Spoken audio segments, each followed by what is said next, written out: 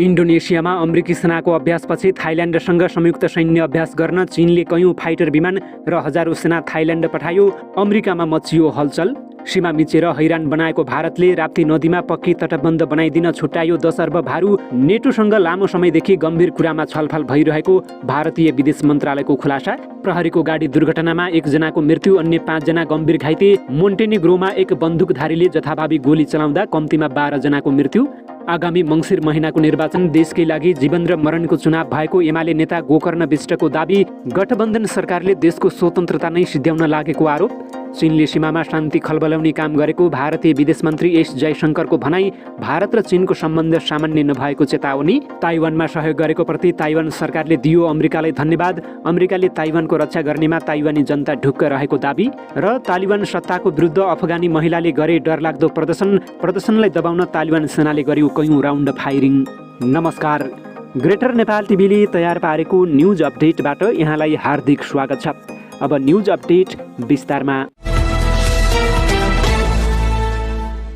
Asia प्रशान्त क्षेत्रमा चीनको बढ्दो सैन्य गतिविधिलाई लिएर संयुक्त राज्य अमेरिका र उसका सहयोगी देशहरू चिन्तित भएका बेला चीन र थाइल्यान्डले संयुक्त सैन्य अभ्यास गर्ने भएका छन्। संयुक्त अभ्यासका लागि चीनले आफ्ना लडाकु विमान थाइल्यान्ड पठाउने भएको छ। चिनिया वायुसेनाले आइतबार लडाकु र बम वर्षक विमान पठाउने सूचना सार्वजनिक गरेको हो। संयुक्त सैनिक अभ्यासमा हवाई सहयोग, स्थलगत लक्ष्यमा आक्रमण तथा सेनाको तैनाथी समावेश हुने चिनिया रक्षा मन्त्रालयले जनाएको छ। अमेरिका र चीनबीच बढ्दो रणनीतिक र आर्थिक प्रतिस्पर्धाले विश्वका विशाल अर्थतन्त्रहरू बीचको तनावले यस्ता सैन्य अभ्यासले द्वन्द्वलाई मत्थर गर्न बल नमिल्ने विश्लेषकहरूले बताएका छन्। केही समय अघि अमेरिकी रक्षा मन्त्री लोयड अस्टिनले थाइल्यान्डको भ्रमण गरेर यस क्षेत्रमा अमेरिकी गठबन्धन र साझेदारीको अनुपम सञ्जाललाई बलियो बनाउने प्रयास गर्नुभएको थियो। उत्तरी थाइल्यान्डको लाओसको सीमा नजिक अवस्थित उर्डन रोयल थाई एयर फोर्सको आधार शिविरमा हुने संयुक्त अभ्यासमा दुवै देशका लडाकु विमान समावेश हुनेछन्। अमेरिकाले इन्डोनेसियामा अस्ट्रेलिया, जापान, इन्डोनेसिया र सिङ्गापुरसँग सन् 2009मा सैन्य अभ्यास प्रारम्भ गर्दै आएको सन्दर्भमा चीनले पनि थाइल्यान्डसँग मिलेर त्यस्तै सैनिक तालिम सुरु गर्न लागेको हो।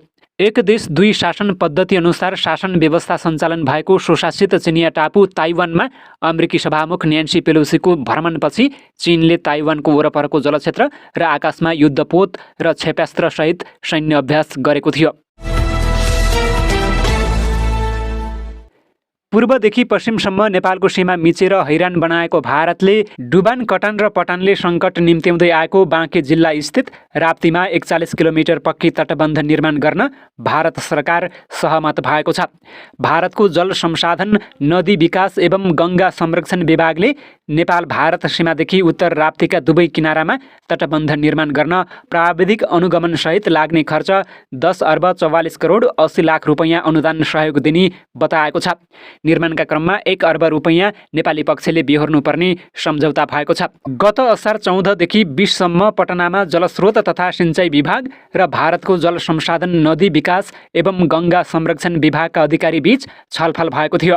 उक्त बैठकमा भारतीय पक्ष तटबन्ध निर्माणका लागि सघाउन सहमत भएको हो।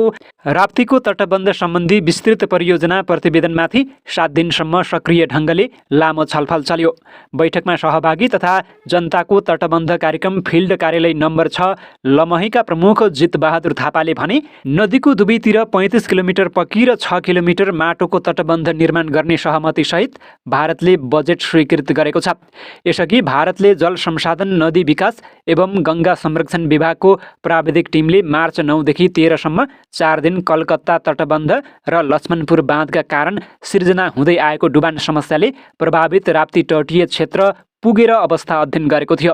त्यसपछि मात्रै डुबानमा पर्दै आएको नेपाली भूमि जोगाउन भारतको गङ्गा बाँध नियन्त्रण आयोग सहमत भएको हो। भारत र नेटो बीच विभिन्न स्तरमा निकट छलफल र सम्पर्क रहेको भारतको विदेश मन्त्रालयले जनाएको छ। ब्रसेल्समा दुई पक्ष बीच विभिन्न स्तरमा सम्पर्क भइरहेको बताएको छ। भारत र नेटोले लामो समयदेखि ब्रसेल्समा विभिन्न तहमा सम्पर्क जारी राखेका छन्। पारस्परिक हितका विश्वव्यापी मुद्दाहरूमा विभिन्न सरकारवालाहरूसँग हुने हाम्रो सम्पर्कको यो एउटा अंश हो, मन्त्रालयका प्रवक्ता अरिन्दम बागचीले बताएका छन्। उनले सन् 2019मा भारत र नेटो बीचको राजनीतिक संवादको मिडिया रिपोर्टको बारेमा सोधिएको प्रश्नको जवाफ दिने क्रममा सो कुरा उल्लेख गरेका हुन्। भारतले सन् 2019 डिसेम्बरमा उत्तर एटलान्टिक सन्धि संगठन नेटोसँग आफ्नो पहिलो राजनीतिक वार्ता गरेको बताएको छ। रुकुम पूर्वमा प्रहरीको गाडी दुर्घटना हुँदा एक प्रहरी जवानको मृत्यु भएको छ। नेपाल प्रहरीका प्रहरी नायब उपरीक्षक प्रकाश डाँगी र सशस्त्र प्रहरीका प्रहरी नायब उपरीक्षक रविन्द्र श्रेष्ठ सहित अन्य सुरक्षाकर्मी चढेको गाडी दुर्घटना हुँदा उक्त गाडीमा सवार प्रहरी जवान लक्ष्मण पुन मगरको मृत्यु भएको हो। उनको बाँकी कोहलपुरको नेपालगञ्ज मेडिकल कलेजमा उपचारका क्रममा मृत्यु भएको लुम्बिनी प्रदेश प्रहरी कार्यालयले जनाएको छ। अन्य घाइतेहरू खतरामुक्त रहेको बताइएको छ। मोन्टेनिग्रोको मध्य शहर सेन्टेजेमा शुक्रबार एक बन्दुकधारीले गोली चलाउँदा कम्तीमा 11 जनाको मृत्यु भएको छ। सो घटनामा एक प्रहरीसहित 6 जना गम्भीर घाइते भएका छन् भने प्रहरीको प्रतिकारमा आक्रमणकारी समेत मारिएका छन्। मोन्टेनिग्रोको सार्वजनिक प्रसारक रेडियो एन्ड टेलिभिजन अफ मोन्टेनिग्रोले एक प्रहरीसहित 6 जना घाइते भएको बताएको छ। पारिवारिक कलहका कारण मानसिक रूपले विक्षिप्त भएको आक्रमणकारीले सडकमा रहेका यात्रुहरूलाई जथाभावी गोली प्रहार गर्दा सो दुर्घटना भएको बताइएको छ। आक्रमणकारीले प्रहरीमाथि आक्रमण गर्दा एकजना प्रहरीको मृत्यु भएको हो। आइटिसिजीले अनौपचारिक स्रोतलाई उद्धृत गर्दै आक्रमणकारी करिब 34 वर्षको भएको बताएको छ। घटनाका 4 जना घाइतेलाई सेन्टिजे अस्पतालमा भर्ना गरिएको छ। यसैबीच मोन्टेनिग्रो सरकारले यस त्रासदीपूर्ण आक्रमणको निन्दा गर्दै 3 दिने शोकको घोषणा गरेको छ। नेकपा एमालेका सचिव गोकर्ण विष्टले आगामी मङ्सिरमा हुने निर्वाचन देशकै लागि जीवन र मरणको लडाईँ भएको बताएका छन्। नेकपा एमाले जिल्ला कमिटी पाल्पाले शनिबार तानसेनमा आयोजना गरेको प्रशिक्षण कार्यक्रममा उनले नेकपा एमाले पराजित भए मुलुक नै असफल हुने बताएका छन्। उनले भने एमाले जिते देशको स्वाधीनता, स्वतन्त्रता र आत्मसम्मान जोगिनेछ र यदि एमाले चुनाव हार्यो भने देशको स्वाधीनता र स्वतन्त्रता कमजोर हुनेछ र समाजवादको यात्रा रोकिनेछ।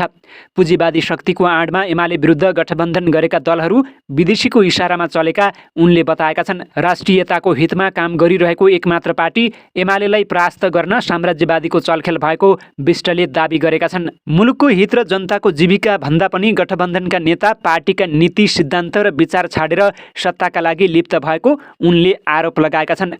ती नेताहरूको स्वार्थ पूरा गर्न नदिनको लागि कफन बाँधेर निर्वाचनमा जान कार्यकर्तालाई निर्देशन दिएका छन्। भारतीय विदेश मन्त्री एस जयशंकरले चीनले सीमा क्षेत्रमा शान्ति खलबल्याउने प्रयास गरे द्विपक्षीय सम्बन्धमा असर पर्ने भन्दै भारत आफ्नो अडानमा अडिग रहेको बताएका छन्।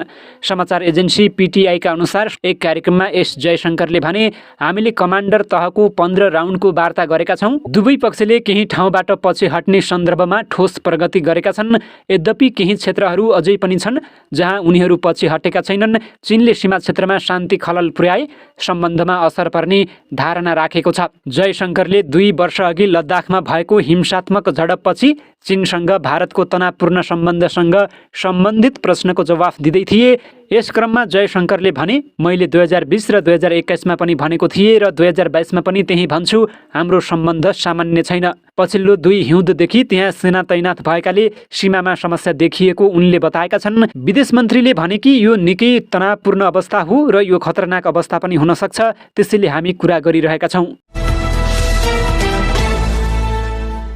ताइवानको विदेश मन्त्रालयले ताइवान क्षेत्रमा सुरक्षा र शान्ति कायम गर्न ठोस कार्य गरेकोमा संयुक्त राज्य अमेरिकाप्रति आफ्नो निष्ठापूर्ण कृतज्ञता व्यक्त गरेको छ।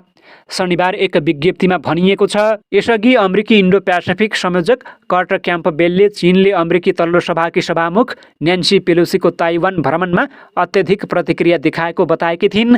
पेलोसीले एसिया भ्रमणका क्रममा गत साता ताइवानको भ्रमण गरेकी थिइन्। पेलोसीको ताइवान भ्रमणको चीनले निन्दा गरेको थियो। भ्रमणको विरोधमा ताइवान स्टेटमा सैन्य अभ्यास गरिएको थियो। तालिबान सत्ताको विरोधमा अफगानिस्तानको राजधानी काबुलमा अफगान महिलाहरूले विशाल प्रदर्शन गरेका छन्। महिला प्रदर्शनकारीहरूलाई तितरबितर पार्न तालिबान लडाकुहरूले शनिबार हवाई फायर गरेका छन्। रोटी, काम र स्वतन्त्रता भन्दै महिलाहरू काबुलको शिक्षा मन्त्रालयको भवन अगाडि प्रदर्शनमा उत्रिएका थिए। ती महिलाहरूलाई तालिबान लडाकुहरूले कुटपिट समेत गरेका थिए। तालिबानले सत्ता पलट गरेको वार्षिकीको पूर्व सन्ध्यामा महिलाले प्रदर्शन गरेका थिए। तालिबानले 15 अगस्टमा अफगान सत्ता कब्जा गरेको थियो। त्यसयता उनीहरूले महिलाहरूका अधिकार कटौती गरेका छन्।